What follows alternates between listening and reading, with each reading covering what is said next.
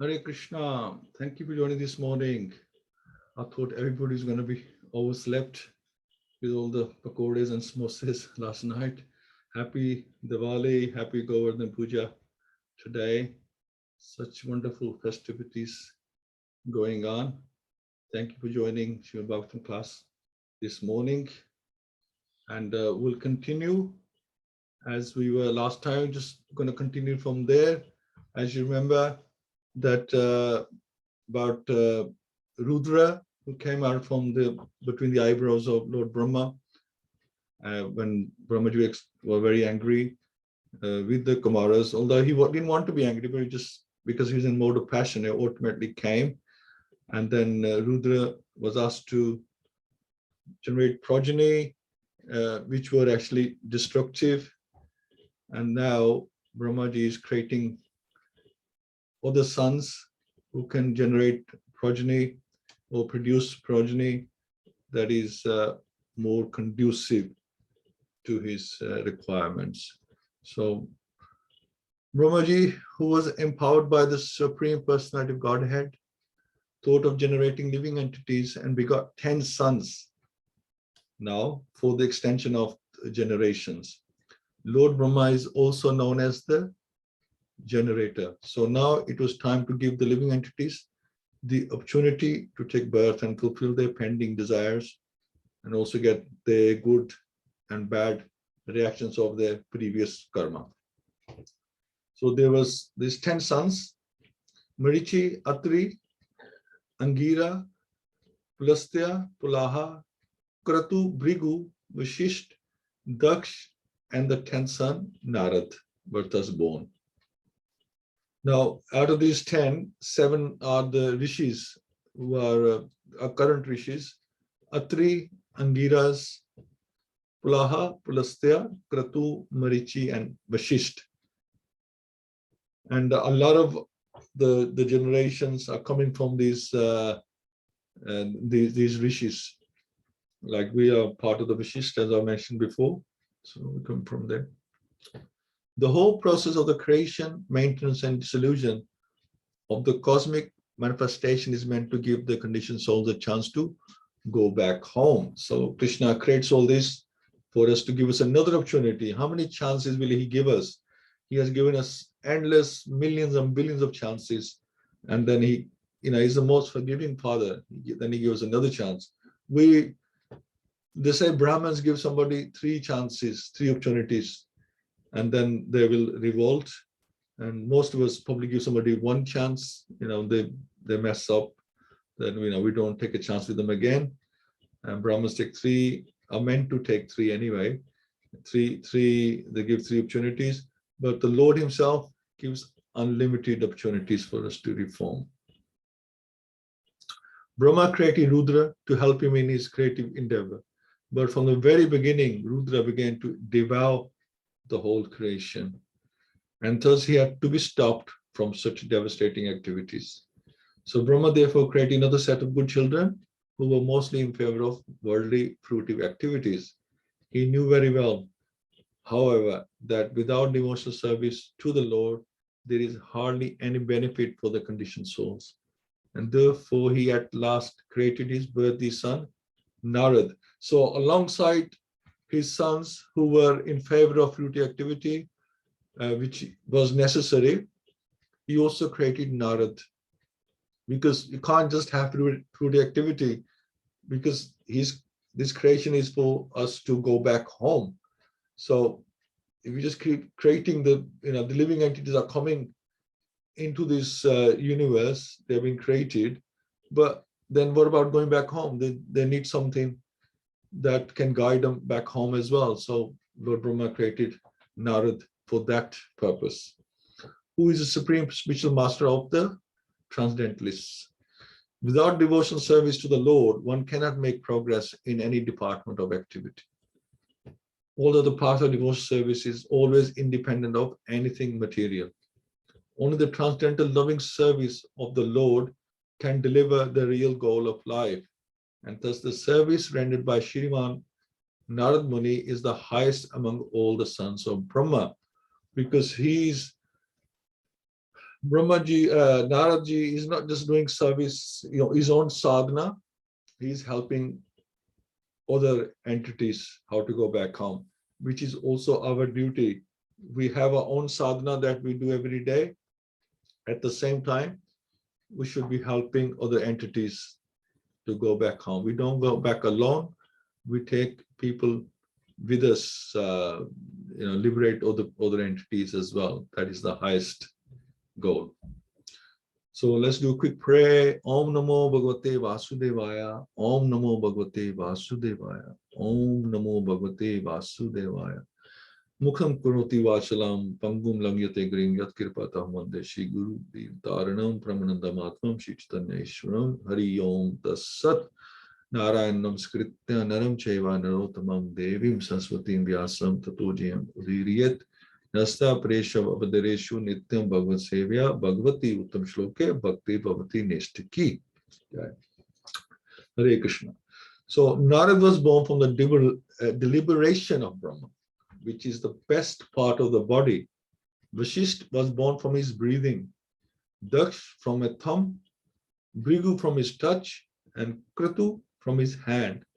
So Narad was born from the best liberation of Brahma, because Narad was able to deliver the Supreme Lord to anyone he liked.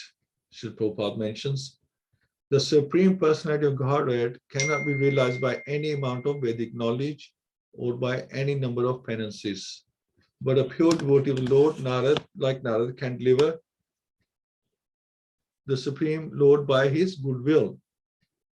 The very name Narad suggests that he can deliver the Supreme Lord.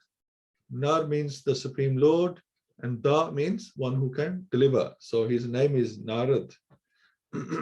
That he can deliver the Supreme Lord doesn't mean that the Lord is like a commodity that can be delivered to any person. But Narad can deliver to anyone the transcendental loving service of the Lord as a servitor, friend, parent, or lover. That's the Lord's rasas, as one may desire out of one's own transcendental love for the Lord. In other words, it is Narad only who can deliver the path of Bhakti Yoga, the highest mystic means for attainment of the Supreme Lord. So Narad is very important in this creation. Plasya was generated from the ears, Angira from the mouth, Atri from the eyes, Marichi from the mind, and Pulaha from the navel of Brahma.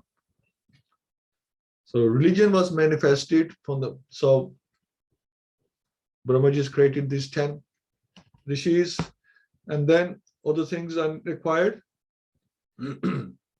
Religion was manifested from the breast of Brahma, wherein seated the Supreme Personality of Godhead Narayan, and irreligion appeared from his back, where horrible death takes place for the living entity. That religion was manifested from the place where the personality of God is personally situated is very significant, which religion means devotional service to the personality of Godhead, as confirmed in Bhagavad-Gita, as well as the Srimad Bhagavatam. So in Bhagavad-Gita, the last instruction is to give up all other engagements in the name of religion and take shelter of personality of Godhead.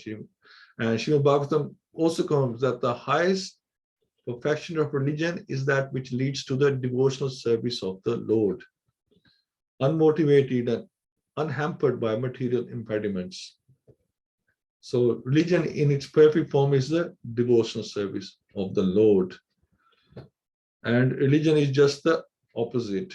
See why Lord Krishna says at the end that give up all other dharmas, all other religions, and just surrender to me, do service to me. So when one is attacked by an enemy, one is apt to endure attacks from the back and protect himself carefully from all attacks on the chest. All types of religion spring from the back of Brahma, whereas religion, the devotional service of the Lord, is generated from the chest, the seat of Narayan. Anything which does not lead to the devotional service of the Lord is a religion, and anything which leads to the devotional service of the Lord is called religion.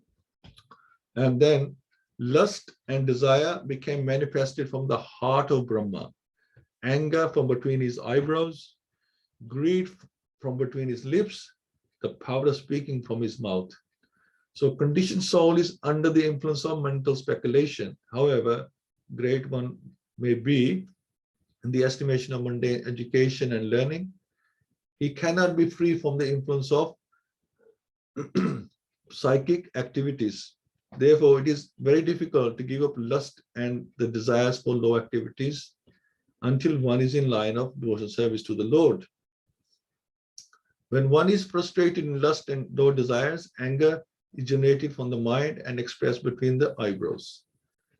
Ordinary men are therefore advised to concentrate the mind by focusing on the place between the eyebrows, whereas the devotees of the Lord are already practiced to place the Supreme Personality of Godhead in the seat of their minds.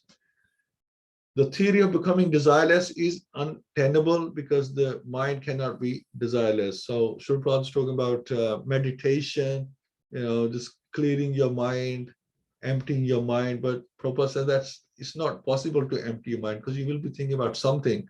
You will be thinking about the fact that now your mind is empty. So you're still thinking, So you cannot escape that thought. When it is recommended that one be desireless, it is understood that one should not desire things which are destructive to spiritual values. So anything that's spiritual, it doesn't count. We just talk about material things here, not spiritual things. So you can't think of material things. You can't do material. You can't think of spiritual things. You can do spiritual activities. That is our karma. That's fine. It is understood that one should not desire things which are destructive to spiritual values. A devotee of the Lord always has the Lord in his mind, and thus he does not need to be desireless, because all his desires are in relationship with the service of the Lord. The power of speaking is called Saraswati, or the goddess of learning, and the birthplace of goddess of learning is in the mouth of Brahma.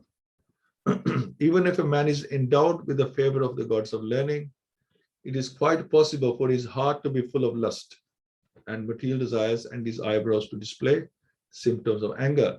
One may be very learned in the mundane estimation, but that does not mean that he is free from low activities of lust and anger. Good qualifications can be expected only from a pure devotee. So this lust and anger, just because somebody is very smart and he knows a lot of things, does not mean that he is qualified. Only pure devotee. Good qualification can be expected only from pure devotee who is always engaged in the thought of the Lord, only samadhi with faith. It's mentioned there by Prabhupada. Now, sage Kardama, husband of great Devhuti, was manifested from the shadow of Brahma. Thus, all became manifest from either the body or the mind of Brahma. Although one of the three modes of material nature is always prominent, they are never represented unalloyed by one another. Even in the most prominent existence of the two lower qualities, the mode of passion and ignorance, there is sometimes a tinge of the mode of goodness. So everyone has some good in them. At least 99.9% people have something good in them. Therefore, all the sons generated from the body or the mind of Brahma were in the mode of passion and ignorance, but some of them, like Kardama Muni, were born in the mode of goodness. Narad was born in the transcendental state of Brahma. Now, so this is the generation by Lord Brahma, and now is mentioned about the four heads of Brahma. What's the significance of the four heads of Brahma? So once upon a time when Brahma was thinking of how to create the world, as in the past millennium, the four Vedas, which contain all varieties of knowledge, became manifested from his four mouths. So we have four Vedas. They were created from his four mouths. The four kinds of paraphernalia for conducting the fire sacrifice became manifest. The performer, the offerer, the fire, and the action performed in terms of supplementary Vedas. Also, the four principles that we follow: religiosity, truth, austerity, mercy. So actually they are principles of religiosity: truth, austerity, mercy, and cleanliness. These are the four principles that we follow. And the duties in the four social orders all became manifest. Eating, sleeping, defending, and mating are the four principles of the material bodily demand, which are common to both animals and humans. To distinguish human society from the animals, there is performance of religious activities in terms of the social statuses and orders of life. They are all clearly mentioned in the Vedic literatures and were manifested by Brahma when the four Vedas were generated from his four mouths. Thus, the duties of humankind in terms of status and social orders were established. To be observed by the civilized man, those who traditionally follow these principles are called Aryans or progressive human beings. So we know the four social orders: the Brahman, Kshatriyas, Vaishyas, and the Shudras. So Vidu said, "O great sage, whose only wealth is penance, kindly explain to me how and with whose help Brahma established the Vedic knowledge which emanated from his mouth." And so this is still conversation going on between Vidur and Maitri Rishi. And Maitri said, beginning from the front face of Brahma, gradually the four Vedas, Rig, Yajur, Sam, and Atharva, became manifest. Thereafter, Vedic hymns, which had not been pronounced before, priestly rituals, and the subject matters of the recitation and the transcendental activities were all established one after another. So much, is offered to us when we take birth as living entities take birth in this creation. So many things are offered to us to help us go back home. And to fulfill our desires as well. He also created the medical science, military art, musical art, and architectural science, all from the Vedas. They all emanated one after another, beginning from the front face. Then he created the fifth Veda, the Puranas, and the histories from all his mouths, since he could see all the past, present, and future. All the different varieties of fire sacrifices, Sudasi, Ukta, Purishi, Agnistoma, Aptoriyama, Atiratra, Vajapeya, and Gosava became manifested from the eastern mouth of Brahma. Education, charity, penance, and truth are set with the four legs of religion. And to learn this, there are four orders of life with different classification of castes according to vocation. Brahma created all these in systematic order. So the science of logical argument, the Vedic goals of life, and also law and order, moral codes, and the celebrated hymns, Bhuva and Swaha, all became manifested from the mouth of Brahma. And the Pranam, Omkara, was manifested from his heart. Excuse me. Thereafter, the art of literal expression, Usnik, was generated from the hairs on the body of the Almighty Prajapati. The principal Vedic hymns, Gayatri, was generated from the skin, Trishta from the flesh, Anushta from the veins, and Jagati from the bones of the Lord of the living entities. So many things. Brahmaji's body, he is the super generator. Every part of his body is creating something or other. The art of writing verse, Pankti, became manifested from the bone marrow. And that of Brahapati, another type of verse, was generated from the life breath of the Lord of the living entities. Brahma's soul was manifested as the touch alphabets, his body as the vowels, his senses as the sibilant alphabets, his strength as the intermediate alphabets, and his sensual activities as the 7 notes of music, which we know as the Sare Gama Pada Nis.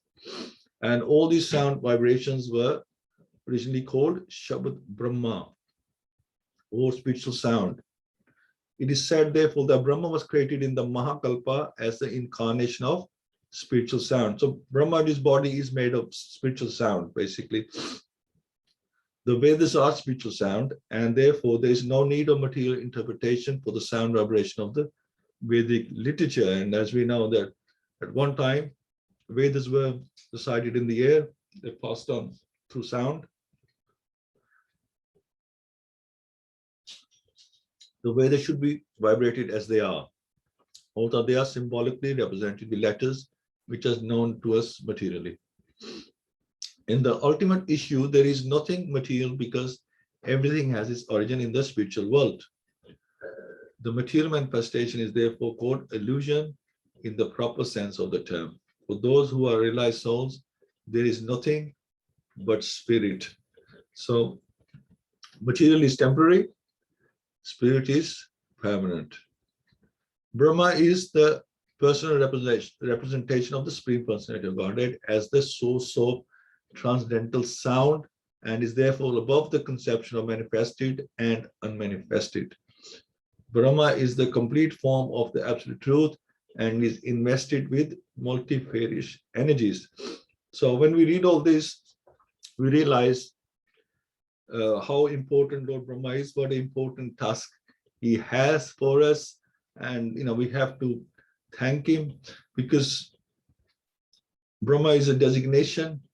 Only a great soul can become Brahma, and then he's given this great duty to do as well. And there's so much penances and so much austerity he has to go through for us. He's doing it for us.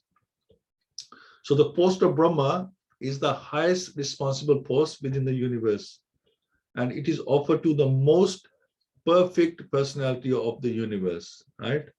So sometimes the Supreme Personality of Godhead has to become Brahma when there is no suitable living being to occupy the post. So it has to be given, you have to be really qualified. If you don't meet the mark, then the Lord won't qualify you. This is one thing to know, that if the required mark is 100% and you get 98, then you won't be qualified. The Lord will take the post himself. He can take any post. He can take the post of Brahma. He can take the post of Indra if he needs.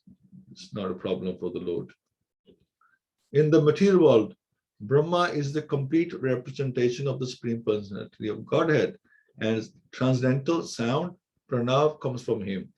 He is therefore invested with multi-phase energies from which all the demigods like Indra, Chandra, and Varun are manifested. His transcendental value is not to be minimized. So it's very important that we respect Lord Brahma. Although we don't worship Lord Brahma, but it's very important that we give the ultimate respect, because even though he exhibited a tendency to enjoy his own daughter, there is a purpose for the exhibition of such a tendency by Brahma, and he's not to be condemned like an ordinary living entity. So this is all about Lord Brahma and why he is so worshipable and respectable. So thank you so much. Thank you all for joining. My father-in-law ji, Rukmani Mataji, Jai Prabhu, Parveen Mataji, Prem Prakash Prabhu, Sarveshya Mataji, thank you all so much. And love to hear your views. We'll start with the Rukmani Mataji. Mataji, anything that stands out for you in this? Hare Krishna, Prabhuji. Hare Krishna. Very, very interesting class. And the Brahma is the hero. Only Krishna, Lord has given him all this responsibility. Yeah. So very interesting, Prabhuji. A spiritual soul. No? Material world is temporary. Yes, Prabhuji, I believe everything. Nothing is impossible without Brahmaji. So we must bow down more than Lord Krishna to Brahma. Depends upon him everything, Prabhuji. Yeah, but he's just an instrument though. He's instrument of the Lord. Yes. I mean, we have to respect the instrument as well. That's the thing.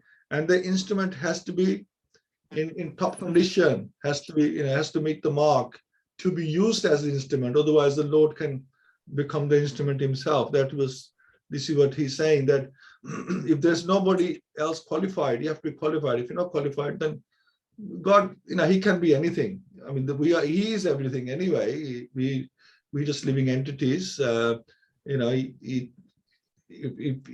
are part of him. So he is all him. It's all the Lord and the day. But at the same time, we have to respect these living entities and his instruments that are so highly qualified for the task. All responsibility is given to Brahma by Krishna. Yeah. Yeah, good, Prabhuji. Thank you so much, Andaji. Thank you. Okay, Jai Prabhu. Hare Krishna. Yes, sir. Last week we talked about Brahma generating the 4 Kumaras and Rudra. So, he wasn't too successful, trying to increase the population with them. So, now he goes on to generate more children. We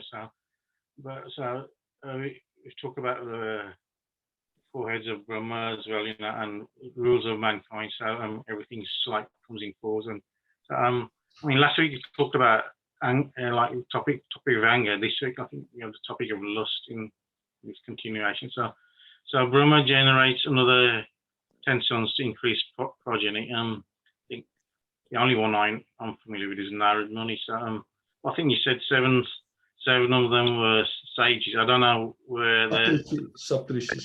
We have in cosmology, I think there's 7. I don't know whether they're the same. Yeah, same one. Yeah. So I don't know whether you mentioned this, but Brahma also had a daughter at some point called Vak. It was again generated from his body, to whom he was attracted to. So I think Prabhupada, mentions a few points on lust and in the purpose. I'll just go through 2 or 3 of them. So it says human beings are social animals, and unrestricted mixing between men and women is a big stumbling block on the path of spiritual progress. So it is only by the grace of the Supreme Lord that one can be protected from the pull of lusty material desires. Lord's protection to devotees who are always engaged in his transcendental loving service. One's duration of life, blessings and opulence are destroyed, decreased by sinful acts.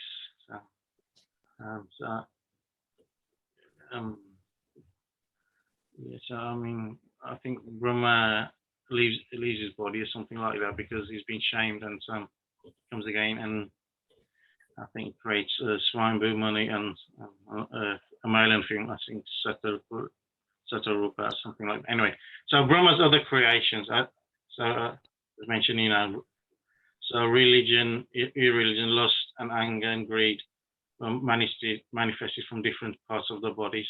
Like you've already mentioned, so we talked about everything coming in fours, probably because he's got 4 heads. So Brahma, the 4 Vedas became manifested from his 4 mouths, the 4 principles of religion, truth, austerity, mercy, and cleanliness, and the duties in the 4 social orders all became manifested. The 4 orders of life were created to learn the 4 legs of religion, education, which are education, charity, penance, and truth. Brahma also created various other things like medicine, medical sciences, military art, music art, architectural science, the art of literacy, the Puranas, the Gayatri Mantra, and varieties of fire sacrifices, moral codes, and so on. I think you mentioned the Brahma is the highest position in the universe, and it's given to the most qualified person. Yeah. Yeah. Thank you so much, Ravi. Thank you. Wonderful. Okay, Parveen Mataji. Hare Krishna, Prabhuji, and Dandavat Pranam to everyone. Happy Govardhan Puja. And yeah, very nicely summarized by Jai Prabhu. So yeah, I only realized like how important Brahmaji and Naradji is. But also we know that if you want to, the analogy given by Prabhupada, that if you want to water a plant, we only need to water the root. So we don't water the twigs or the leaves separately. In a similar way, because everything, Krishna is the cause of all causes. So we only need to worship Krishna rather than worshipping Brahmaji and Naradji. So we understand their importance, but the important thing is devotional service to the Supreme Lord. Hare Krishna. Thank you so much. Yeah, absolutely. We go to the roots. At the same time, we respect, we don't disregard them. We respect the demigods and Lord Brahma and Nadmani. We give a lot of respect to them. We learn from them, living entities. So we learn from them, and we sometimes we pray to them for help and guidance. They're like the spiritual masters. Like Nadmani is a spiritual master. He helps so many people. He helped Dhruva. So we have to give them respect, because sometimes we can think, oh, demigods are not important. Only Krishna is important. Krishna is the highest. We worship Krishna, but we still give some importance to the demigods, if not as much as we give to Lord Krishna. We show respect for who they are, at least. Thank you so much. Yeah, that's what I always said, because like I was said, like when I joined Krishna conscious before, they wanted me to take the picture of Durga Mata. And so I always feel that, no, we still need to pay respect, because Durga Mata is the one who's taken me to Krishna. So if I know this manager before, I say, okay, now I know the CEO. So how can I not pay respects to the manager, because so through that manager, I've come to CEO. So no, I want to pay respects. Yeah, we learned we don't need any material things. But my question is, Prabhuji, yeah, all the things that are taught is done through the higher people. So because people follow the person who is in authority, the common people. So examples are set, like through Brahmaji, the example was set that, same, opposite sex, so you should not live together. So that can be the cause of downfall. So, but then why? Because if it must have been done by Krishna's plan to teach people lesson, this is not the right thing to do. But then why there aren't any temples of Brahmaji? Because like in India, there are temples of everybody. But I think they say there is only one temple. So is it because of the downfall, so there's no temples? Yeah, that could be reason. I think there is another story behind it. We'll ask Sarveshi Mataji, she might know. I can't recall properly. We'll ask Sarveshi Mataji later on. There is another reason why we don't worship Lord Brahma. I've heard the story, but I can't recall it properly. There is a reason. Thank you. It's not important, but it just came to my head. Thank you. No, you're absolutely right. You're absolutely right. Thank Hare you. Krishna. Hare Krishna. Okay. Sarveshi Mataji, can you enlighten us, please? Hare Krishna, everybody. Hare Krishna. I mean, as been said, we should respect the Lord Brahma because he's one of the avatars. He's a guna avatar of Krishna. And Brahma, he creates everything to the three modes of material nature from our previous life. What are we one done in our previous life? That's how he creates everything. Like goodness, passion, and ignorance. Goodness, human, passion, animals, and then ignorant trees. But we can change our material nature according to our association. Like if you associate with the devotees, then we get a mode of goodness. If you associate with people like full of passion, sense gratification, and then if you associate people like who most of people, I mean, I'm just saying over 50%, they get up in the morning, they go to work, come, eat, sleep, meet. So that's the thing. That's what people think they should do in their life. They don't know anything beyond this. Unless you associate with the devotees, then you will know that something is beyond it. But a lot of people, they don't know. So the Brahma creates what we do now. So in our next life, whether we'll be animals or it'll be trees or whatever. So it's up to us what we want to be. We can choose ourselves. So we can tell ourselves if you are, if you've got knowledge, then you'll know what your next life will be. And so what we should do, the best thing we should do devotional service too, so we can have better life, not with passion or no, we don't want to be trees. So we don't want to be animals. At least we can be human, so we know we can understand God. Only the difference between animals and because the animals don't know God, we know God. We've got Krishna gives us knowledge to know this. It's to human beings. So our next life depends what we're doing now. So that's how what Brahma gonna do. He's gonna create what we are doing now. Hare Krishna. Thank you, Mataji. Thank you. Mataji, do you know the story why we don't worship Lord Brahma? I knew, but I can't remember the Okay. moment. Yeah. Yeah. I will ask, I will find out because I heard the story, but I can't remember it right now. But yeah, okay. I know, but that thing, the association with the daughter, it happened not in this Brahma. It happened before, and then he had to meditate and change his body. Yeah. So 2-3 times Brahma changed his body. When he done something wrong, then he meditates and change his body. So I read it, but I can't at that moment. I can't remember why he's not to do We'll it. find out. We'll find I out. think it was case of somebody cursed him. I don't know why. Yeah, I think it was some kind of curse. Yeah, he was cursed. Yeah, you're right. But we'll find out exactly what the story is maybe for next time. Excellent. Thank you, Mataji. Thank you, Praveen Mataji, for asking the question. Okay, Prem Prakash Prabhuji. Hare Krishna, Prabhuji. Happy belated Diwali and happy Govardhan Puja to all. Actually, I mean, the discussion came up and I was thinking about the same thing at the moment. I was actually reading the part where Devpati is asking Kapil Dev, saying that it's so difficult to get off the material nature. And I was thinking that we are getting information at the moment. Lord Brahma got information from his chit, he got the instruction from within his heart, and he got the knowledge, but he also realized it.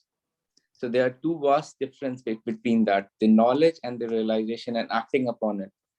They are like continents to conquer upon. So better than many people are in ignorance, we don't understand that, including me, basically, that we don't understand what is right to do and what is wrong to do. That's one part. And we get knowledge as we read the scriptures, as we get enlightened from within and enlightened to spiritual master Srila Prabhupada through Bhagavatam Ji, his purports and translation. But that is still knowledge. Until we realize it, we can't act upon it. So realization is still continents and probably planets and way ahead to conquer. We can get knowledge by reading something within us, so, but to realize that takes years and maybe lifetimes to do that. And to act upon it is even something which is beyond our perception. So that's how I was trying to get the thing when we're discussing about the knowledge and how we act upon in the realization, because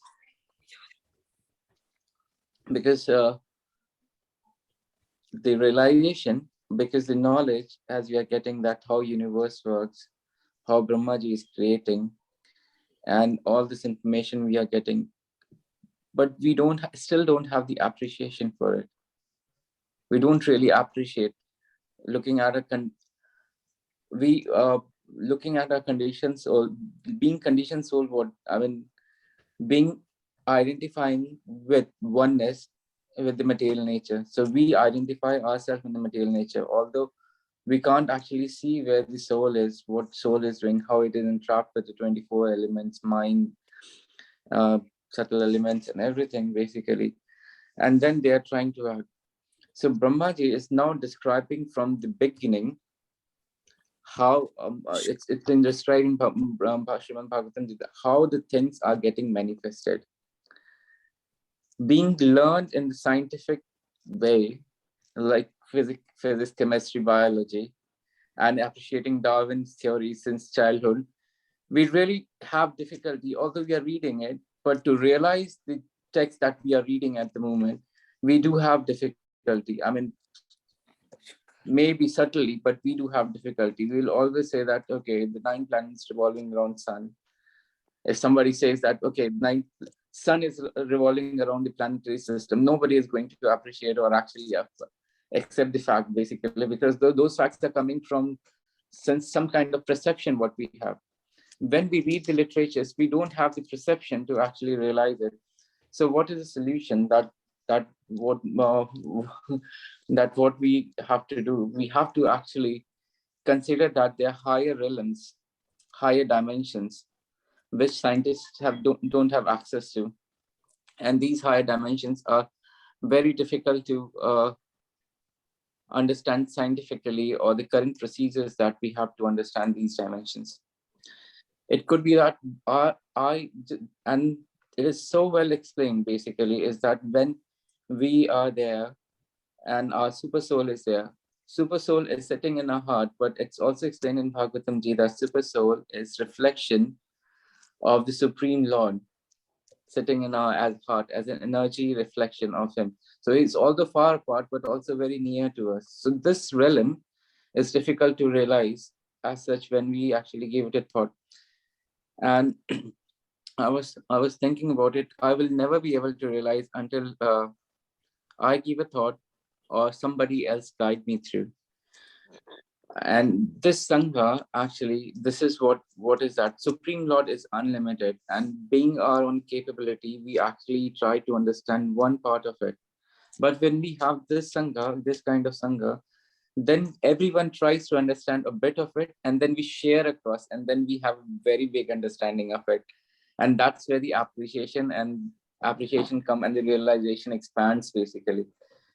So I would really like to thank you for that. And for Brahmaji, I think there was, we need to also understand that although he is creating everything, but we as part of receiving the lineage of receiving knowledge, he's our head of department.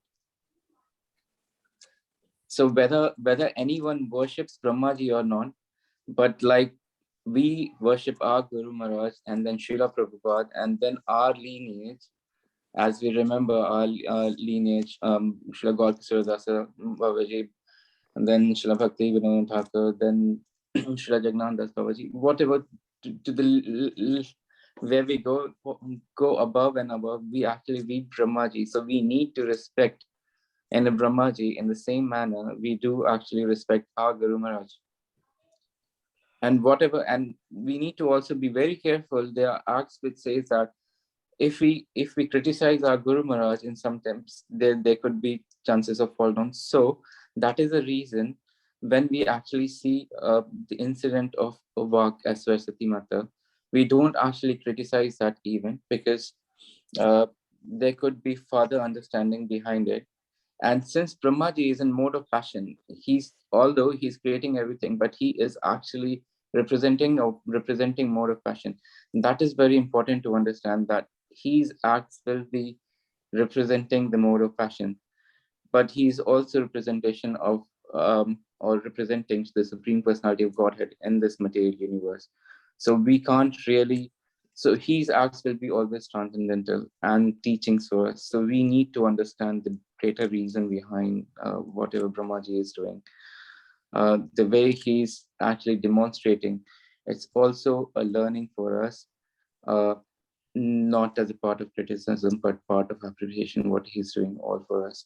It's we, the conditioned souls, want to enjoy this universe, but the ultimate goal is liberation. And Brahmaji, in his entire lifetime, he's doing that. He's doing that thankless job. So sorry for going beyond what I should be saying, but these are small thought process which I had this morning and I wanted to share. Thank you so much, Robert. So what can we do to become realized, Robert? I know you said that it takes time. Yeah.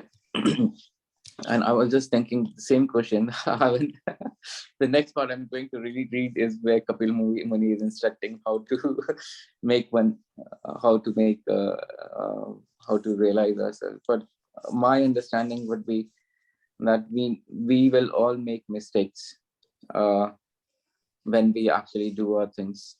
The important thing to understand that it's okay to do mistakes because we all are learning. It's not part of it, but we should be actually taking learning, and from that particular mistakes, we should be learning and asking for forgiveness. There are many instances in Srimad Bhagavatam as well, where we actually, in the process of learning, obviously, everyone knows the process of how to be freed from the rest of the material nature is to engage more and more in devotional service, associate with more, pay respect, do not create Vaishnava Aparadh. These are all there, we all know. But during the course of this association, during the course of this pursuance, we'll all tend to make mistakes. Even we don't want.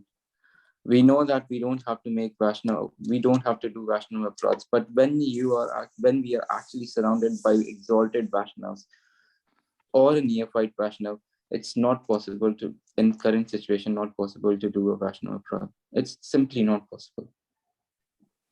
Realizing the text, what we have, what instructions we have from the nectar of instructions, or what instructions we have from the nectar of devotion, we understand that every moment when we associate with Vaishnavas, we do Vaishnava Aparadh in some way or another. So we need to read this literatures to understand what we do. But we also need to understand that we will make mistakes.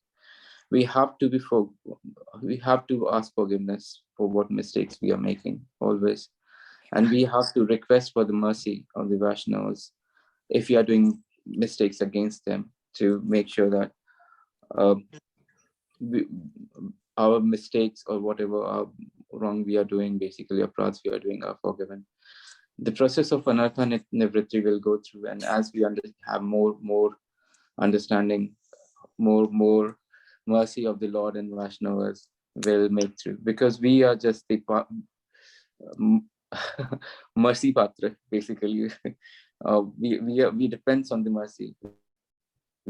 I don't think I'm qualified by any sense. Every day I make mistake, same mistake, which is not again and again. But what I would be doing is just asking for forgiveness from the Lord and strength to not commit that mistake again, and have more understanding what He's trying to do, what He's trying to teach. from those mistakes I learn and then take it forward. So that's what my standpoint is. Thank you so much for everything. Absolutely right. So we're actually basically relying on the mercy of Lord Krishna, which comes through his devotees. And like I said, we have to be careful that we don't commit mistakes like Vaishnava Prad. Even if we do, because we have this defect, then we should ask for forgiveness and try and get mercy of the Vaishnavas. And we advance by endeavor and the mercy of the Vaishnavas. Very important. And Sutta Prabhu was mentioning last Saturday that when we look back, how many people helped us, how many people's mercy helped us to progress where we are now. And not just as a devotee, even big sports people, they reflect on where they were at one time and how they've now become such big stars and how many people helped them on the way. We have to be appreciative of that. So we're not able to do things even in materially. We're not able to do things by ourselves. There's people who help us on our journey, and we have to be appreciative of them and the ones who will help us in the future. We have to be ready and make sure we don't commit mistakes like that. So thank you so much, Prabhu. Thank you. Hare Krishna, Prabhu. Can I say something? I vaguely remember, I haven't read anything, but I've heard from somebody about Brahma, why nobody worships him, because he told lies. I can't remember third person, but there were three people and they were supposed to do the task. And that person, he couldn't do the task. So the cow lied as well. And when God asked, is it true? And then cow, she just nodded her head. And that's why they said that when anybody worship cow, they always worship not the head, the tail. And Brahma, he agreed with the cow, and they say he lied. So that's why he said nobody will worship Brahma. That's why we heard it about it, because he told lies. He agreed with the cow. I don't know who was the person who Yeah, was it was doing the- Shiva and Vishnuji. They said to find the end, and they went in different directions, and they say wherever they find the certain type of flower. Oh yeah, So- something like that. Yeah, Yeah, and then they both lied, But that's why they say nobody will worship Brahma. That's what I know. I haven't read it, but I read it. yeah, I think I heard it as well. I can't remember Yeah. now. Yeah. Thank you so Thank much. you, Tom. Prabhuji. Thank you. Thank you. Anu. Okay, I think we've only got time for one round. So Sweshi Mataji, while you're on, please can you chant a round for us and we'll join you. And thank you all so much for your contribution today. Hare Krishna. Hare Krishna, Prabhuji. And you want to There is one temple in India of Brahmaji that is in Pushkar. Yes, Only one temple. Otherwise, there is no other temple for Brahmaji. absolutely. Absolutely. I've been to that temple, Pushkar. Yeah, also I have been there. There is a nice lake. Lake is very pious. People have snan there. Beautiful. Yeah, I mean, like Madhi said, he was cursed that he won't be worshipped, and I really can't recall the full story, but I might have something with that what mentioned earlier on. So yeah, there's reason behind it, and it's all Krishna's arrangement, end of the day. Because now hearing about Lord Brahma, we think, we always think that he's the creator. He's known as in the he's the creator of everything, right? And the Lord Vishnu is the maintainer, and Lord Shiva is destroyer. So it's that mentality or that understanding we have that Lord Brahma is the creator. So Krishna arranges things, not to misguide people too much, and he makes arrangements like that. If there's so many temples of Lord Brahma, then people will be very convinced that he is God, that we all come from him. So I guess it's possible that Krishna has his plans for everything. So yeah. And after all, Prabhuji, Brahmaji has got a lot of responsibility. And if people start praying him, So he doesn't have any other faltu time to give them vardhan and all wishes comes true. And so it is better that he concentrate only on this creation. Is Yeah, it? yeah. Well, I mean, he does give Vardhan. He gave Lord Shiva and Lord Brahma give Vardhan to many demons as well, and regrettably, and then Lord Narayan has to come and sort it out. So they do. But to get a Vardhan from Lord Brahma, we probably have to stand on one toe or something, for many years and do some kind of austerity. Whereas Krishna is so merciful; he just says, chant the Mahamantra, and I will deliver you by that. With Lord Brahma, we might have to do a bit more. I don't know what's the requirement in the Kali Yuga from Lord Brahma, but yeah, they have given boons to a lot of people, and they give boons. Lord Shiva, Lord Brahma, as we know, they give boons without consideration whether it will benefit the person asking for the boon or it will be destructive. Whereas Lord Narayan will only give you a boon, that is good for your welfare. Yeah, Prabhu, he is the very best creator. So he shouldn't waste time in after this devotees and keep saying tathastu, tathastu, tathastu. No need to say at all. And the other thing is, all the demigods, including Lord Brahma and Shiva, they have to get permission from Narayan anyway to give any boons. Yes. But, then Lord Narayan gives. He doesn't want to refuse them. So whatever boon they want to give, he says, okay, that's fine. But then there may still be there are consequences after, but they still have to go through him to ask for permission. Can I give this boon? All the demigods, from what we understand, they have to go through Narayan or Lord Krishna to give the boon to somebody.